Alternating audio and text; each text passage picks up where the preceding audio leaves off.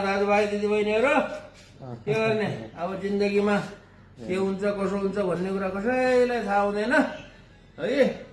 अब आजदेखि डेरा सर्ने भइयो होइन, आयुष्मान केन्द्रबाट अब सिंहदरबारको डेरा सर्ने भइयो होइन। त्यो पनि दरबारै थियो, दरबारबाट फेरि अर्को दरबारमा सर्ने भइयो, राष्ट्रिय आयुष्मान केन्द्रको दरबारबाट। र अब सम्पत्ति त लैजानु पर्यो, आफ्नो सम्पत्ति होइन। ल सबै सम्पत्तिहरू यति हो। मैले ल आज चाहिँ यो डेरा सर्दाखेरि मेरो डेराको सम्पत्तिहरू यसरी चाहिँ लैजाँदैछु। दाजुभाइ दिदीबहिनी हेर्नुहोस्, महावीरको सम्पत्ति कति हो कति हो।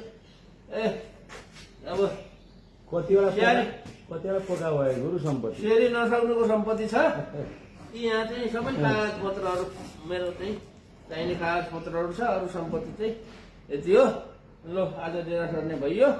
अब के गर्ने, भगवान्ले जता जता लैजान्छन् त्यता त्यता जानुपर्ने, भगवान्ले जे जे गर भन्छन् त्यही गर्नुपर्ने हो। ल है, सबैलाई नमस्कार छ।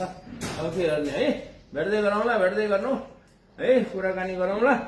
ल धन्यवाद छ।